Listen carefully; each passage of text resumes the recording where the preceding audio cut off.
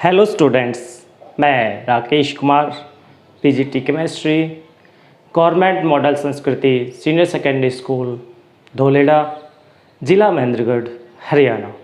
Students, हमने अपने पिछले लेक्चर के दौरान अध्ययन किया था एक महत्वपूर्ण अध्याय धातु एवं अधातु।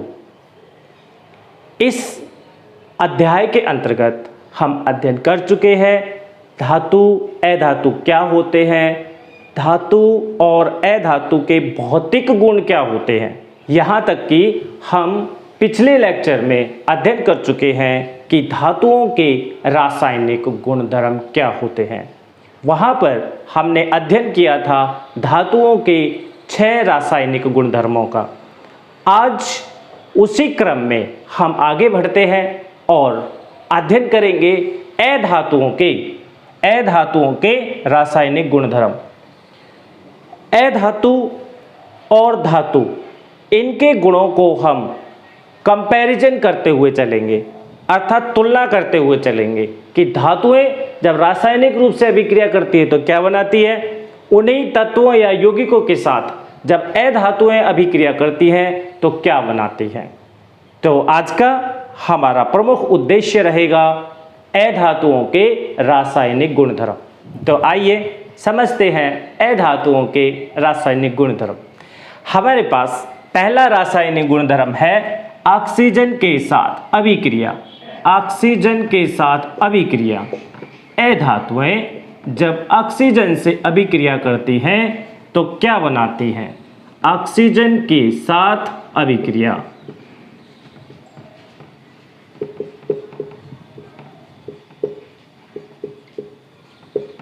ऑक्सीजन के साथ अभिक्रिया। धातुएं जब ऑक्सीजन के साथ अभिक्रिया करती हैं, यहाँ हम बात कर रहे हैं धातुओं की। धातुएं जब ऑक्सीजन के साथ अभिक्रिया करती हैं तो क्या बनाती हैं।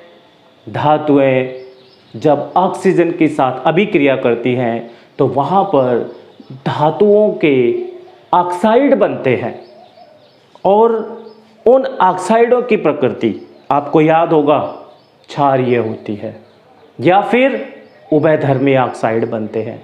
और हम ये कहें तो गलत न होगा कि अधिकतर धातुएं क्षारीय ऑक्साइडों का निर्माण करती हैं, जबकि कुछ धातुएं ऐसी थी वहां पर जो ऑक्सीजन के साथ अभिक्रिया करके क्या बना रही थी, उभयधर्मी ऑक्साइड बना रही थी, अर्थात एम्फोटेरिक ऑक्साइडों का निर्माण कर रही थी।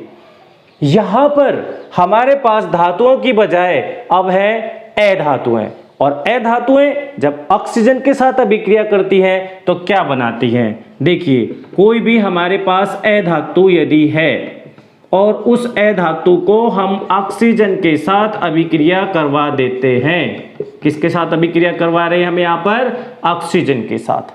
तो वहां पर क्या बनेगा, वहां पर बनने वाला है अधातु ऑक्साइड। क्या बनेगा, अधातु ऑक्साइड बनेगा। ये जो अधातु ऑक्साइड बनेगा, इसकी प्रकृति कैसी होगी। आप लोगों को पिछले लेक्चर के दौरान बताया गया था कि जो ऑक्साइड होते हैं वह 4 प्रकृति के होते हैं। एक अम्लीय ऑक्साइड, दूसरा क्षारीय ऑक्साइड, तीसरा उदासीन ऑक्साइड और चौथा उभयधर्मी ऑक्साइड। तो जो 2 ऑक्साइड हमारे पहले बन चुके हैं धातुओं के साथ, जिसमें क्षारीय ऑक्साइड और उभयधर्मी ऑक्साइड दोनों आ चुके हैं। अब बचे हुए हमारे पास 2 और ऑक्साइड, अम्लीय ऑक्साइड और उदासीन ऑक्साइड। तो यहाँ पर जो अधातु है वह ऑक्सीजन के साथ अभिक्रिया करके कैसे अधातु का ऑक्साइड बनाने वाले हैं, अम्लीय प्रकृति का ऑक्साइड बनने वाला है। आपको याद रखना होगा कैसा ऑक्साइड बनेगा, अम्लीय प्रकृति का बनेगा, अम्लीय ऑक्साइड होगा। या फिर कुछ ऐसी अधातुएं भी है जो ऑक्सीजन के साथ अभिक्रिया करके उदासीन ऑक्साइड बनाते हैं। उदासीन, आपको याद होगा वे ऑक्साइड जो ना अम्ल की तरह व्यवहार करते हैं और ना ही क्षार की तरह व्यवहार करते हैं। उन ऑक्साइडों को उदासीन ऑक्साइड कहते हैं। जबकि अम्लीय ऑक्साइड वो होते हैं जब हम उनको जल में मिला देते हैं तो क्या प्रदान करते हैं, अम्ल प्रदान करते हैं। चलिए देख लेते हैं कुछ उदाहरण और समझते हैं कि ए धातु जब ऑक्सीजन के साथ अभिक्रिया करती है तो क्या बनता है। चलिए उदाहरण देखते हैं, हम यहाँ पर कुछ उदाहरण की सहायता से हम यहाँ पर समझते हैं कि किस प्रकार से ए धातु ऑक्सीजन से अभिक्रिया करता है। एक ए धातु ले रहे हैं हम यहाँ पर कार्बन, कार्बन का संकेत होता है सी, ए धातु है, ठीक है। हम इसको यहां पर अभिक्रिया करवाते हैं किसके साथ, ऑक्सीजन गैस के साथ।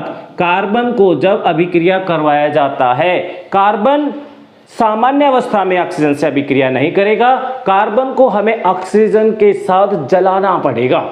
आप जानते हैं लकड़ी है जलानी पड़ती है, कोयला है जलाना पड़ता है, पेट्रोल है जलाना पड़ता है। ये सब के अंदर क्या होता है, इन सब के अंदर कार्बन होता है। तो कार्बन को जब हम ऑक्सीजन की उपस्थिति में जलाते हैं, क्या करना पड़ेगा, हमें जलाना पड़ेगा। जलाते हैं तो क्या बनेगा, बनने वाला है कार्बन डाइऑक्साइड। आप सभी को पता है कार्बन ऑक्सीजन की उपस्थिति में क्या बनाता है, कार्बन डाइऑक्साइड बनाता है। तो यहां पर हमारे पास कार्बन डाइऑक्साइड गैस बन जाएगी। यहां पर जो कार्बन डाइऑक्साइड गैस बनी है उसकी प्रकृति कैसी है, उसकी प्रकृति देखिए अम्लीय प्रकृति होगी। कैसा होगा वो, एसिडिक नेचर का होगा। कार्बन डाइऑक्साइड की जो प्रकृति, कार्बन डाइऑक्साइड की जो प्रकृति है वह अम्लीय होती है। आप कैसे निर्धारित करोगे कि कार्बन डाइऑक्साइड की जो प्रकृति है वह अम्लीय है। देखिए इसके लिए हमें क्या करना होगा, हमें कार्बन डाइऑक्साइड को जल के साथ मिलाकर देखना होगा। हम जब कार्बन डाइऑक्साइड को जल के साथ मिलाएंगे तो क्या बनने वाला है, तो बनने वाला है कार्बोनिक एसिड H2CO3 बनने वाला है और उसका फॉर्मूला होगा H2CO3। देखिए क्या है ये है कार्बोनिक अम्ल, कार्बोनिक अम्ल, अम्ल बना है यहां पर। और जब अम्ल का निर्माण हुआ है तो हम निर्धारित कर सकते हैं कि जब कार्बन ऑक्सीजन के साथ अभिक्रिया करता है तो जो कार्बन डाइऑक्साइड बनती है, कार्बन डाइऑक्साइड की प्रकृति अम्लीय होती है ना। चलिए हम एक और उदाहरण लेते हैं और उस उदाहरण से समझते हैं कि किस प्रकार से अम्लीय ऑक्साइड का निर्माण होता है। यहां पर अब की बार मैं एक अन्य बहुत ही महत्वपूर्ण ए धातु ले रहा हूं, S अर्थात सल्फर। सल्फर को जब हम ऑक्सीजन के साथ अभिक्रिया करवाते हैं तो वहां पर सल्फर डाइऑक्साइड बनता है। क्या बनता है, सल्फर डाइऑक्साइड बनता है। यह जो सल्फर डाइऑक्साइड है कैसी प्रकृति का होगा, यह सल्फर डाइऑक्साइड अम्लीय प्रकृति का होने वाला है। कैसे होगा, ये एसिड होगा। इसकी प्रकृति कैसी है, अम्लीय है, एसिडिक है। कैसे निर्धारित करना है, जैसे अभी किया था हमने, हम SO2 को किसके साथ, जल के साथ मिलाकर देख लेंगे। जल के साथ हमने मिलाया तो बनेगा H2SO3। H2SO3 अर्थात सल्फ्यूरस एसिड, इसको क्या बोलेंगे हम, सल्फ्यूरस अम्ल। अतः इस प्रकार से हमने यहां पर अध्ययन किया कि जब ए धातुएं ऑक्सीजन के साथ अभिक्रिया करती हैं तो वह उनके ऑक्साइडों का निर्माण करती हैं। जैसे कार्बन ने ऑक्सीजन के साथ अभिक्रिया करके कार्बन डाइऑक्साइड का निर्माण किया, सल्फर ने ऑक्सीजन के साथ अभिक्रिया करके सल्फर डाइऑक्साइड का निर्माण किया। इसी प्रकार से जो अन्य ए धातु हैं, जैसे और भी ले सकते हैं नाइट्रोजन, नाइट्रोजन भी ए धातु है। जब नाइट्रोजन ऑक्सीजन के साथ अभिक्रिया करता है तो नाइट्रोजन का ऑक्साइड बनता है। नाइट्रोजन का जो ऑक्साइड होगा उसकी प्रकृति भी अम्लीय होगी।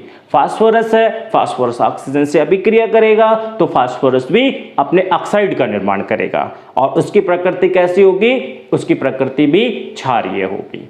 तो ऐसे बहुत सारे उदाहरण हैं जिनको देख करके आप बता सकते हैं कि जब ए धातु ऑक्सीजन के साथ अभिक्रिया करती है तो अधातु ऑक्साइड का निर्माण करती है, जिसकी प्रकृति अम्लीय होती है। इसके अलावा हम यहाँ पर कुछ अन्य उदाहरण भी देखेंगे जिनमें उदासीन प्रकृति के ऑक्साइडों का निर्माण होता है। चलिए देखते हैं कुछ ऐसे उदाहरण जिनमें अधातुएं जब ऑक्सीजन के साथ अभिक्रिया कर रही होती हैं तो वहां पर उदासीन ऑक्साइडों का निर्माण करती हैं। देखिए, अभी हमने पढ़ा था कि जब कार्बन ऑक्सीजन के साथ अभिक्रिया करता है तो कार्बन डाइऑक्साइड का निर्माण करता है। उसकी एक कंडीशन है कार्बन डाइऑक्साइड बनने की भी।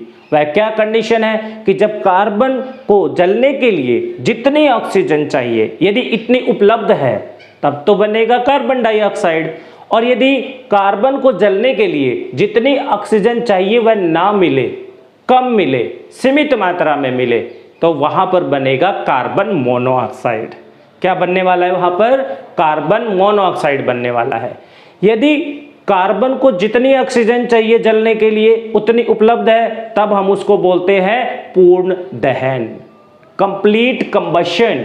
जितनी ऑक्सीजन चाहिए जलने के लिए कार्बन को उतनी है तो कंप्लीट कंबशन, और जितना ऑक्सीजन उनको चाहिए जलने के लिए उतनी अगर उपलब्ध नहीं है तो बोलते हैं इनकम्प्लीट कंबशन अर्थात अपूर्ण दहन। तो वहां पर हमको ये देखना होगा कि कार्बन को हम कितनी ऑक्सीजन उपलब्ध करवा रहे हैं। यदि कार्बन को जलने के लिए पूरी ऑक्सीजन उपलब्ध हुई है तो वहां पर बनेगा कार्बन डाइऑक्साइड, और कार्बन डाइऑक्साइड की प्रकृति हमने अभी देखा कि वह अम्लीय होगी। जबकि यदि कार्बन को जितनी ऑक्सीजन चाहिए, कार्बन को जितनी मात्रा में ऑक्सीजन चाहिए जलने के लिए उतना अगर वहां उपलब्ध नहीं है तो क्या होगा? वहां पर अपूर्ण दहन होगा, और अपूर्ण दहन होने पर क्या बनता है? कार्बन डाइऑक्साइड की बजाय कार्बन मोनोऑक्साइड बनती है, और यह अभिक्रिया होगी। देखिए, कार्बन है, कोई भी दहन हो रहा है, कोई भी ईंधन है, लकड़ी है, कोयला है, जितनी उसको ऑक्सीजन चाहिए थी उतनी नहीं मिल पा रही है, उतनी नहीं मिल पा रही है तो क्या बन जाएगा? कार्बन मोनोऑक्साइड बन जाएगा। कार्बन मोनोऑक्साइड याद रखिए क्या है यहाँ पर? ये कार्बन मोनोऑक्साइड है, और कार्बन मोनोऑक्साइड जो होती है विषैली गैस होती है, दम घोटने वाली गैस होती है। कई बार आपने सुना होगा कि अंगीठी जलाकर और खिड़की दरवाजे बंद करके कुछ लोग सो गए और उनकी मृत्यु हो गई। वह क्यों होता है? वह इसी अभिक्रिया की वजह से होता है कि जब हम अंगीठी जलाते हैं जिसमें लकड़ी या कोई ईंधन जला रहे हैं उनमें कार्बन होता है, और जब कार्बन को ऑक्सीजन की कम मात्रा में जब हम खिड़की और दरवाजे बंद कर लेंगे तो वहां पर कार्बन को जलने के लिए जितनी ऑक्सीजन चाहिए तो उतनी नहीं मिल पाएगी। ऑक्सीजन धीरे धीरे कम होती चली जाएगी, उपयोग होती चली जाएगी कार्बन को जलाने में, परंतु वहाँ कार्बन ज़्यादा है, लगातार अंगीठी जल रही है, तो वहाँ पर जितनी मात्रा में ऑक्सीजन जानी चाहिए खिड़की दरवाजे बंद होने के पश्चात उतनी नहीं मिल पाती है। तो वहाँ पर जब नहीं मिल पाएगी अर्थात अपूर्ण दहन होगा, इनकम्प्लीट कंबशन होगा, जिससे कार्बन मोनोऑक्साइड बनेगी, और वो कार्बन मोनोऑक्साइड उस बंद कमरे के अंदर इकट्ठी होती रहेगी, और जब हम उसको बंद करके यदि सो जाएंगे तो हमारे सांस के द्वारा वो अंदर चली जाती है, हमारे रक्त में जुड़ जाएगी और कार्बोक्सी हीमोग्लोबिन का निर्माण करती है, जो रक्त को जमाने का, थक्का जमाने का काम करता है, जिससे हमारे शरीर को ऑक्सीजन की मात्रा सप्लाई नहीं हो पाएगी और अंत में हमारा दम घुटने से मृत्यु हो जाएगी। तो इस प्रकार से हमें हमेशा याद रखना चाहिए जब भी हम किसी ईंधन को जला रहे हैं तो उसको जलाने के लिए हमें पूरी मात्रा में ऑक्सीजन को सप्लाई करना है, पूर्ण दहन करना है, ताकि वहां पर कार्बन मोनोऑक्साइड का निर्माण ना हो। यहाँ पर ये नोट करने की बात है कि कार्बन मोनोऑक्साइड जो है उसकी प्रकृति उदासीन है। उदासीन, उदासीन का मतलब कि ना तो ये अम्लीय है और ना ये क्षारीय है। यदि हम इसको जल के साथ भी मिला करके देखेंगे तो ना तो ये कोई क्षार का निर्माण करने वाली है और ना ही कार्बन मोनोऑक्साइड अम्ल का निर्माण करने वाली है, अर्थात ना अम्लीय प्रकृति है ना क्षारीय प्रकृति है, न्यूट्रल है। और न्यूट्रल है इसलिए हम उसको बोल रहे हैं कि न्यूट्रल ऑक्साइड का निर्माण करेगी, अर्थात उदासीन ऑक्साइड का निर्माण करने वाली है। ठीक है, चलिए एक और उदाहरण हम इसी तरीके का देख लेते हैं जिसमें उदासीन ऑक्साइड का निर्माण होता है। देखिए मैं यहां पर ले रहा हूं हाइड्रोजन, हाइड्रोजन भी तो अधातु है ना। हाइड्रोजन को जब हम ऑक्सीजन के साथ अभिक्रिया करवाते हैं तो क्या बनता है? यह अभिक्रिया तो आपकी बहुत बार पढ़ी हुई है। H2 + O2 क्या बनेगा? H2O बनेगा। क्या बनने वाला है यहाँ पर? H2O बनने वाला है। और जो H2O बना है अर्थात जल बना है, क्या बना है यहाँ पर? जल।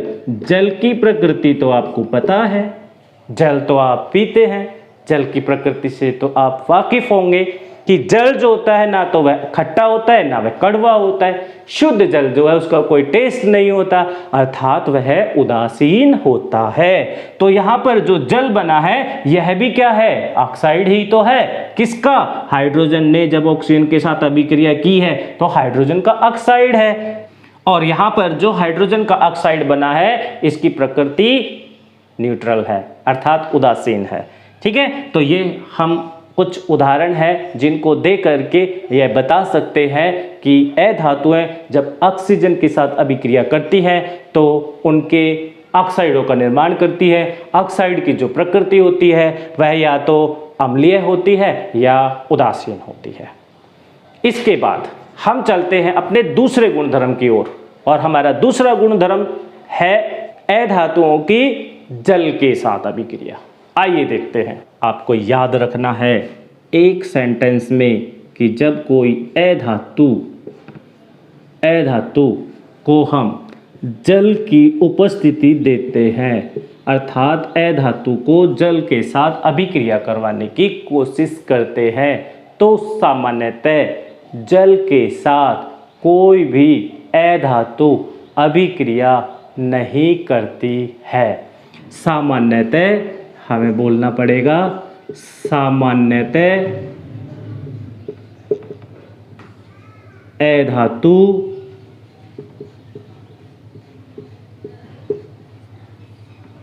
जल के साथ सामान्यतः अधातु अभिक्रिया नहीं करती,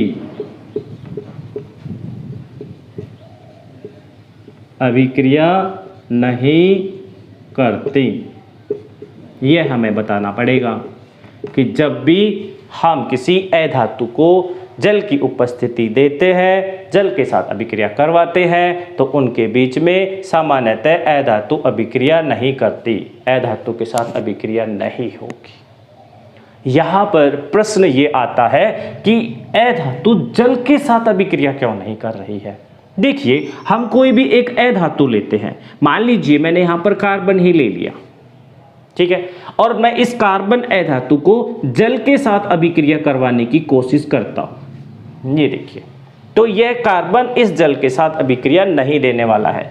क्या लिखूंगा मैं आगे? लिखूंगा नो रिएक्शन, अर्थात कोई अभिक्रिया नहीं होने वाली है। नो रिएक्शन, कोई अभिक्रिया नहीं होगी। कारण कोई अभिक्रिया क्यों नहीं होगी? इसलिए नहीं होगी क्योंकि ये जो कार्बन है यहाँ पर, यह कार्बन कम क्रियाशील है। किससे? इस जल के अंदर उपस्थित हाइड्रोजन से। यह जो हाइड्रोजन है ना, इससे कम क्रियाशील है। इसलिए हम कह सकते हैं कि अधातुएं जल के साथ कोई अभिक्रिया नहीं करती हैं। कारण आपको बताया, जल में से हाइड्रोजन को अधातु विस्थापित नहीं कर सकती। ठीक है, अब हम चलते हैं अपने तीसरे गुणधर्म की ओर, और हमारे पास तीसरा गुणधर्म है अम्लों के साथ अभिक्रिया। अम्ल के साथ अभिक्रिया। देखिए आपको यहाँ पर भी एक सेंटेंस याद रखना होगा कि जब कोई अधातु किसके साथ अभिक्रिया करती है? अम्ल के साथ। अम्ल है यहाँ पर, एसिड होंगे, अम्ल के साथ अभिक्रिया करती हैं तो क्या उत्पाद बनेगा? कोई उत्पाद नहीं बनने वाला। क्यों नहीं बनने वाला है? सोचिए जरा, क्यों नहीं बनने वाला है? अधातु अम्ल के साथ कोई अभिक्रिया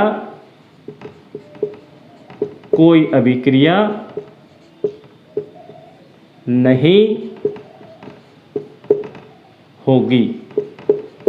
आपने सोचा कि क्यों कोई अभिक्रिया नहीं होगी?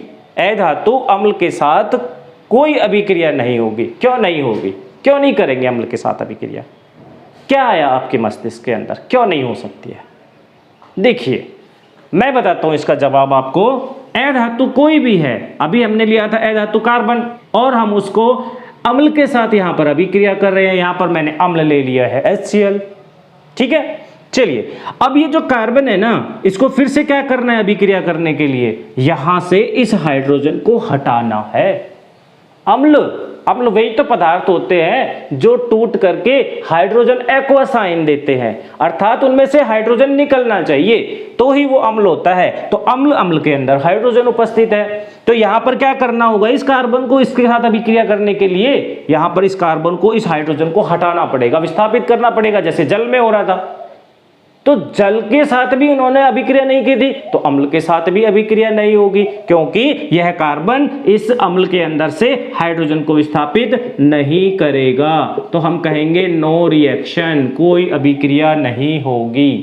इसी प्रकार से हम दूसरे कोई भी अधातु ले लें, उसको हम किसी भी अम्ल के साथ अभिक्रिया करवाएं, कोई अभिक्रिया नहीं होने वाली है। यहां पर सल्फर है, वो भी हाइड्रोजन को विस्थापित नहीं कर सकता, तो हम यहां पे भी कह देंगे नो रिएक्शन, कोई अभिक्रिया नहीं होने वाली है। एक बात यहां पर आपको याद रखनी होगी, हम यहां पर अम्ल भी कैसे ले रहे हैं? डाइल्यूट अम्ल, अर्थात तनु अम्ल की बात कर रहे हैं हम यहां पर। अधातु तनु अम्लों के साथ सामान्यतः कोई अभिक्रिया नहीं करती है। तो यहां पर जो हमारे पास ये अम्ल है ना, ये कैसे हैं? ये डाइल्यूट अम्ल है, अर्थात तनु अम्ल है। और अधातुएं तनु अम्ल के साथ अभिक्रिया नहीं करेंगी, क्योंकि वह उनमें से हाइड्रोजन का विस्थापन नहीं कर सकती।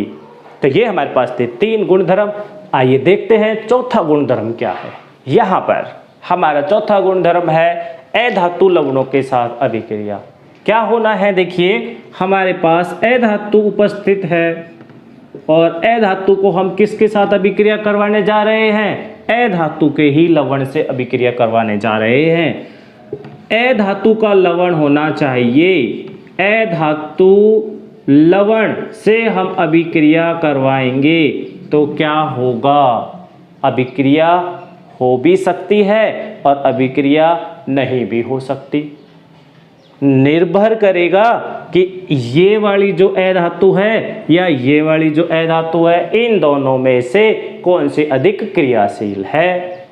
ठीक है, जैसे हमने धातु लवण के साथ अभिक्रिया में अध्ययन किया था कि यदि कोई धातु किसी धातु लवण में उपस्थित धातु से अधिक क्रियाशील है तब तो अभिक्रिया हो जाती थी, लेकिन यदि हम जिस धातु को अभिक्रिया करवा रहे हैं वह कम क्रियाशील है धातु लवण में उपस्थित धातु से, तो अभिक्रिया नहीं हो रही थी।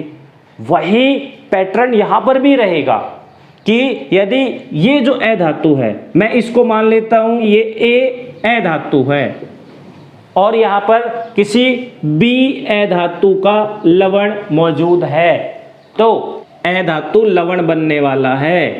अधातु का लवण बनेगा और क्या बनने वाली है? अधातु बनने वाली है। अधातु कब बनेगा? जब बनेगा जब A अधिक क्रियाशील होगी। यहाँ पर जो अधातु है वो कौन सी बनेगी? B अधातु बनेगी। और अधातु लवण कौन से का रहेगा? A अधातु का लवण बनेगा। यदि A अधिक क्रियाशील है तो आइए हम इसको एक उदाहरण से समझते हैं। यहां पर हम एक अधातु ले रहे हैं क्लोरीन, और हम यहां पर क्लोरीन को ले करके अभिक्रिया करवाएंगे किसी दूसरे अधातु के लवण से, और वह मैं ले लेता हूं ब्रोमीन अधातु। ब्रोमीन अधातु का मैंने यहां पर लवण ले लिया sodium bromide NaBr, sodium bromide. मैं इस क्लोरीन को सोडियम ब्रोमाइड के साथ यदि अभिक्रिया करवा दूंगा तो क्या बनेगा? देखिए क्लोरीन अधिक क्रियाशील है, इसमें अधातु है ब्रोमीन, तो क्लोरीन भी अधातु है और ब्रोमीन भी अधातु है। दोनों में से कौन सी अधिक क्रियाशील है? यहाँ पर क्लोरीन अधिक क्रियाशील है, और यदि क्लोरीन अधिक क्रियाशील है तो इसको जाएगी यहाँ से, इसके लवण में से ब्रोमीन को बाहर निकाल देगी। ब्रोमीन जो है वो बाहर निकल जाएगा, क्लोरीन उसकी जगह आ जाएगा। अब सोचो यहाँ पर क्लोरीन आ जाएगा तो क्या बनेगा? बनने वाला है NaCl, सोडियम क्लोराइड बनने वाला है। और क्या बनने वाला है प्लस में यहाँ से जो ब्रोमीन निकलेगी ना वह बनने वाली है, और ब्रोमीन गैस बनने वाली है जिसका फॉर्मूला होता है Br2। तो यहाँ पर इस प्रकार से हमने देखा कि एक जो क्लोरीन गैस है वह क्या कर रही है, अर्थात अधातु, वह एक दूसरे अधातु के लवण में से अधातु को विस्थापित कर रही है, और विस्थापित करके ब्रोमीन गैस निकल गई। तो इस प्रकार से यदि कोई अधिक क्रियाशील अधातु है, कम क्रियाशील को उसके लवण में से विस्थापित कर देगी और वहां पर खुद आ जाएगी। ठीक है, चलिए एक और उदाहरण इसी प्रकार का हम ले लेते हैं। यहां पर इस बार ले रहा हूं मैं ब्रोमीन मैंने यहां पर अधातु ली है और उसको अभिक्रिया करवा रहे हैं हम यहां पर किसके साथ, हाइड्रोजन आयोडाइड के साथ। हाइड्रोजन आयोडाइड क्या है, अधातु का लवण है, और अधातु लवण के साथ जब हम इसको अभिक्रिया करवाएंगे तो क्या बनने वाला है HBr, हाइड्रोजन ब्रोमाइड, और क्या निकलने वाला है यहाँ से, आयोडीन गैस निकलने वाली है। इस प्रकार से हम कह सकते हैं कि यदि कोई अधातु किसी अधातु के लवण से अभिक्रिया करता है तो वहां पर अधातु का लवण बनता है और अधातु अलग हो जाती है। यहाँ ऊपर वाले इसके बारे में आप सोच रहे होंगे कि यह अधातु का लवण नहीं है, यहाँ पर ये धातु लवण है, लेकिन आप यहाँ पर धातु का लवण भी ले सकते हैं। जैसे मैं यहाँ पर अगर अधातु बना दूं HBr, तो ये देखिए यहाँ पर HBr क्या है, अधातु का लवण है। अब इसके साथ मैं अभिक्रिया करवाऊंगा तो यहाँ पर क्या बनने वाला है, यहाँ पर बनने वाला है HCl, और ब्रोमीन अलग से निकलने वाली है।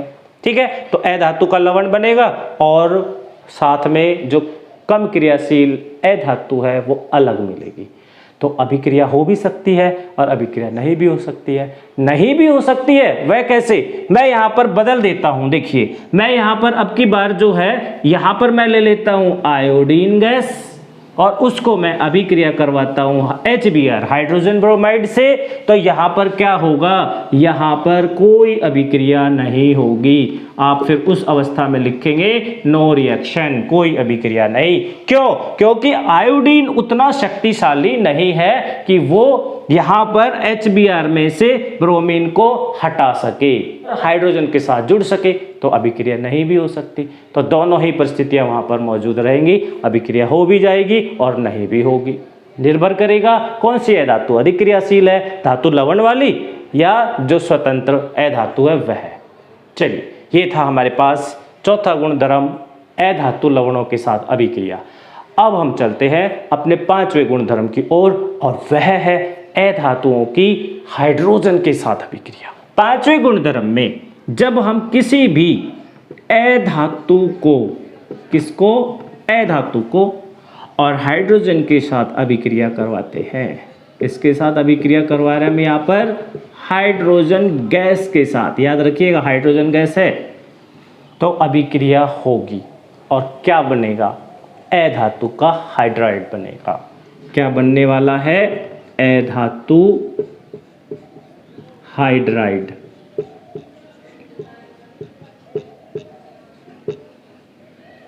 अधातु का हाइड्राइड बनने वाला है। आपको स्मरण होगा कि जब धातु हाइड्रोजन के साथ अभिक्रिया कर रही थी तो धातु का हाइड्राइड बन रहा था। वहां पर धातु हाइड्राइड की प्रकृति कैसी थी? धातु हाइड्राइड की प्रकृति दो प्रकार की होती है, एक आयनिक और एक सहसंयोजी। याद आया कुछ? किस प्रकार का हाइड्राइड बनता है? जब धातु हाइड्रोजन के साथ अभिक्रिया कर रही थी तो वहां पर धातुओं का आयनिक हाइड्राइड बन रहा था। याद आया? तो आपको वो तो याद रखना ही है कि धातुएं हाइड्रोजन के साथ अभिक्रिया करके धातुओं का हाइड्राइड बनाती है, जिनकी प्रकृति कैसी होती है, आयनिक होती है।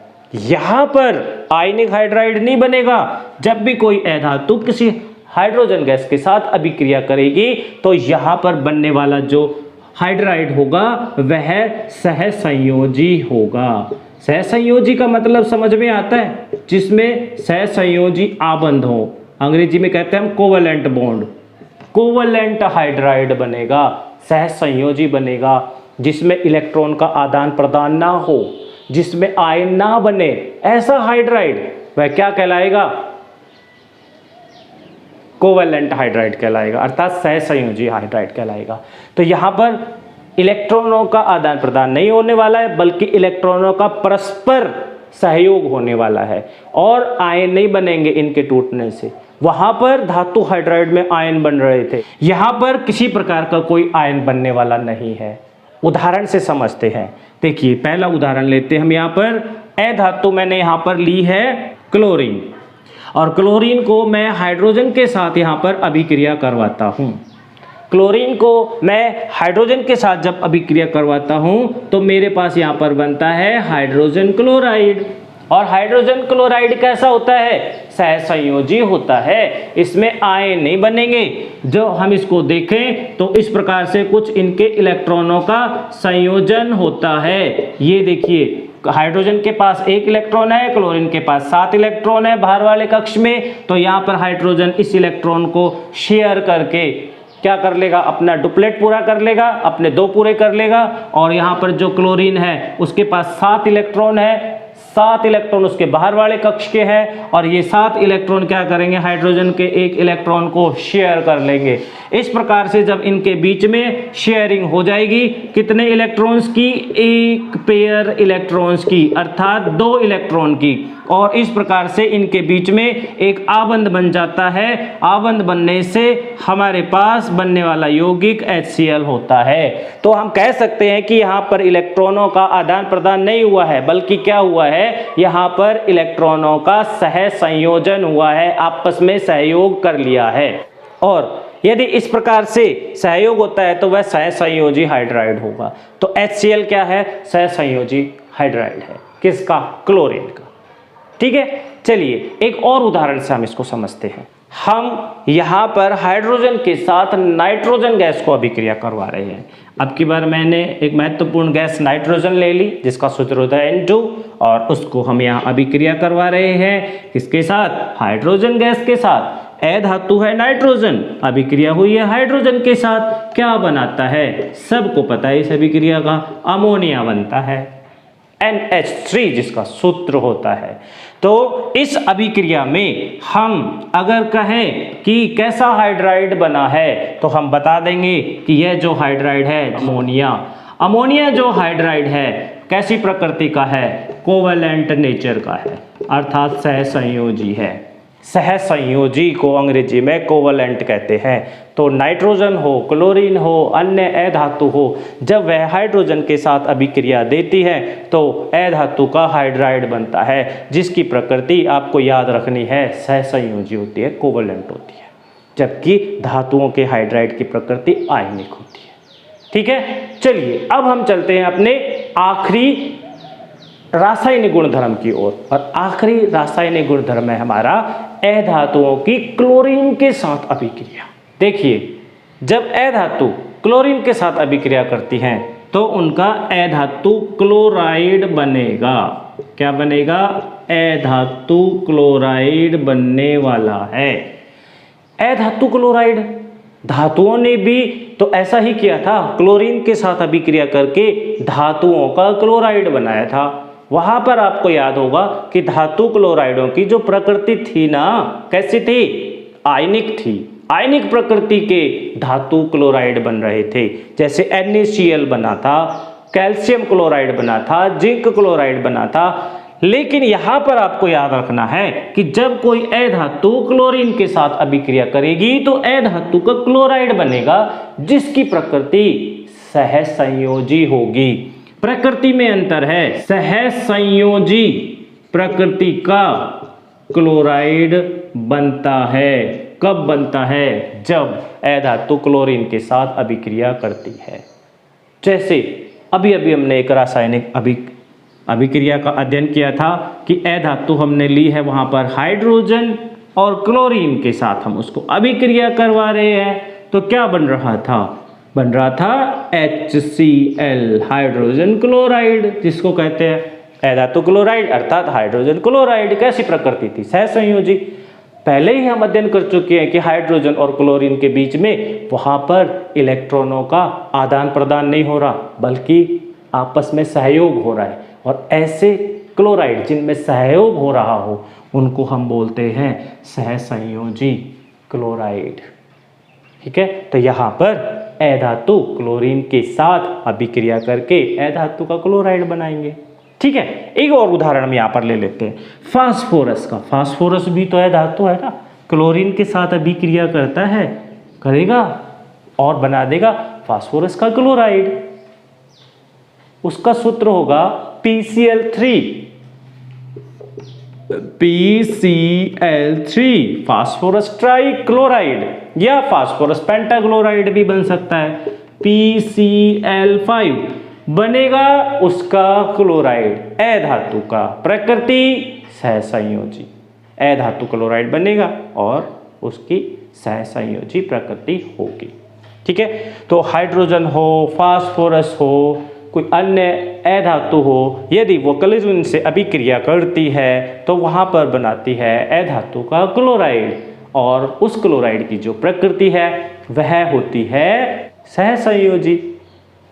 तो इस प्रकार से आज हमने अध्ययन किया ए धातुओं के रासायनिक गुणधर्मों का, जिसमें हमने सबसे पहले अध्ययन किया था ए धातु की ऑक्सीजन के साथ अभिक्रिया, और हमने पढ़ा कि ए धातु ऑक्सीजन के साथ अभिक्रिया करके ए धातु ऑक्साइडों का निर्माण करती है, जिनकी प्रकृति या तो अम्लीय होती है या उदासीन होती है। दूसरे गुणधर्म में हमने देखा कि जल के साथ कोई अभिक्रिया नहीं देती। तीसरे गुणधर्म में भी हमने कुछ ऐसा ही देखा था कि ए धातुओं को यदि तनु अम्लों के साथ अभिक्रिया करवाया जाए तो वहाँ पर कोई अभिक्रिया नहीं होती है।